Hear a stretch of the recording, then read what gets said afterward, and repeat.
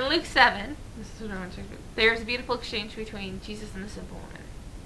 This exchange shows God's love towards all people, no matter what they've done, and it gives an example of pure devotion towards Christ. The woman came to Jesus and wept in his presence. She wiped his feet with her hair. And remember, Jesus wore sandals and walked on unpaved roads and in dirt. Then later she anoints Christ's feet with an expensive oil, which is a great financial sacrifice. And Jesus forgives her of her sins. People almost always consider her a prostitute because of how expensive the oil was back then. And a woman couldn't really buy anything like that on her own money without really being a prostitute. And she was called a sinful woman.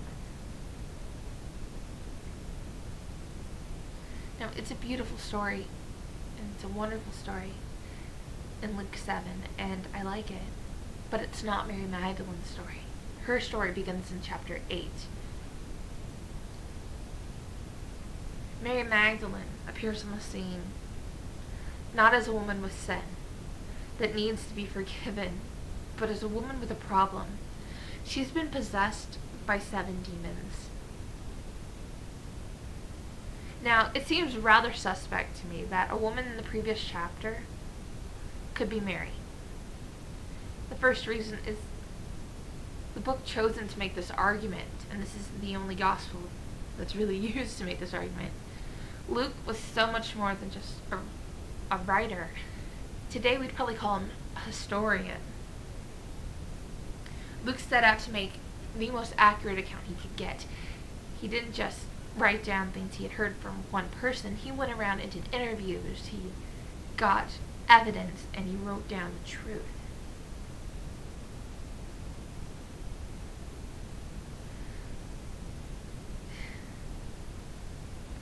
So if Luke was being so meticulous about his writing, why would he introduce this character in the narrative without her name and then reintroduce her in the next section? It doesn't look like Luke's style. And another thing is, when we're looking in the overall narrative of the story, does it really make sense to people that an individual being possessed by 7 demons would be at a place to sit at Christ's feet in such a humble way, and not even make a retort to the hurtful comments that the Pharisees are making in Luke 7:39? It just doesn't fit. The other reason Mary Magdalene couldn't possibly be the sinful woman in Luke 7 has to do with the women that she kept company with. Luke 8:1-3 speaks of 3 separate women who were healed by Jesus: Joanna, Susanna, and Mary Magdalene, and the text suggests a friendship between the 3 of them, specifically because after they pool their resources together and they start serving Jesus by taking care of him and the 12 as a group. Now, when one looks at Joanna, there's an interesting fact. She's a rather high social class. Joanna was the wife of a man named Chuza, and he was a steward to Herod the king, Herod the Great. And a woman of Joanna's high social class could not be seen with a prostitute. If, for nothing else, her husband's position, but her own social position would be destroyed too. And it's from these 2 factors that Mary Magdalene can't be the woman of Luke 7. For there's more. The logic which many people place on Mary Magdalene being the sinful woman has a lot to do with that she's directly placed after the story of the unfortunate woman. But she's not the only one. According to this flawed logic, Joanna should be the sinful woman, or Susanna should be the sinful woman. But no one ever calls them a prostitute, and no one ever makes that idea, and so that hypothesis is so illegitimate without viewing those other 2 women in the same light.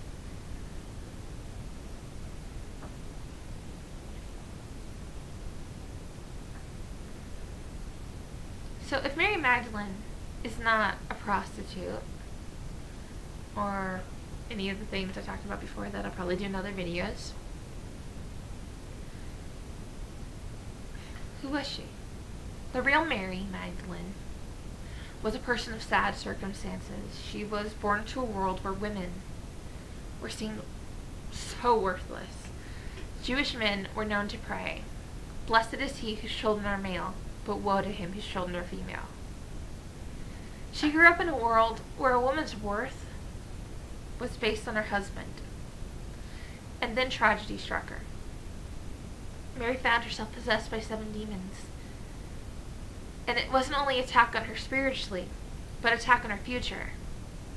Because in that culture, being thought to be demon-possessed meant you were unclean, impure, and therefore no one would want to marry you. Jesus came into town, and he brought healing to her.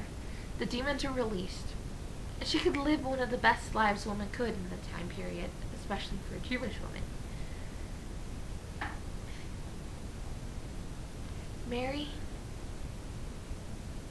could have had a man marry her now. She wasn't impure, and her family obviously would have had a fair-sized dowry considering she was wealthy. She could have had the best of men. But instead she chose something else. Her and Susanna took the time, and they forsook their life and followed Christ, and they took care of him. Little's actually reported on Mary Magdalene as an individual, but undoubtedly she must have felt openness with the love Jesus presented to the women in his circle. And what's seen by the end of the Gospels, they must have grown in pretty deep friendship. At the end of Jesus' life, Mary showed true faithfulness despite personal danger, despite fear of what could happen to her. She stayed at the cross, so he wouldn't die alone. She did this with other women, and they were so brave and amazing. And that's stronger than all but one of the disciples.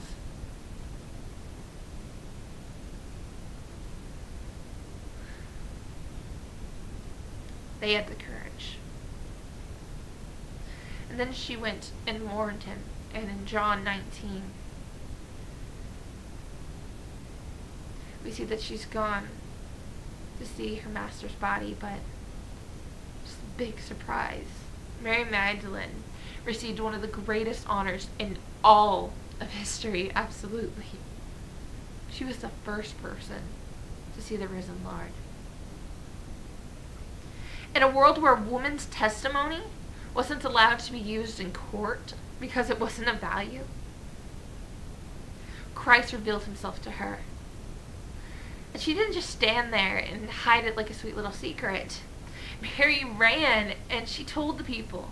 In a time before the Great Commission, she's proclaiming the gospel. She's an example to Christendom. She's a woman who gave up wealth and a good life, the best kind of life offered to a woman in that society,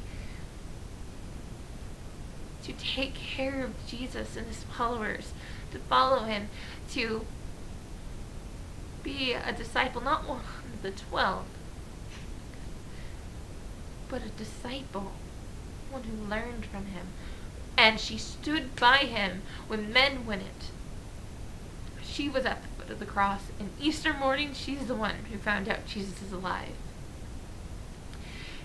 And it honestly hurts me to see such an amazing woman, someone who overcame obstacles and gave up so much for Christ, to be tarnished as a prostitute, when clearly Scripture isn't saying that.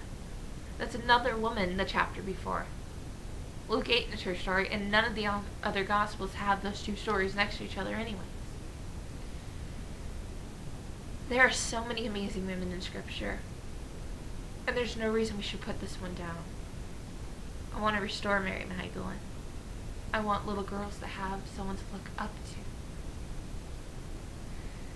And I hope you guys can look up to her now, knowing that she's not a prostitute And even though Christ redeemed that person, that's not her story. Her story is a person that was possessed and set free.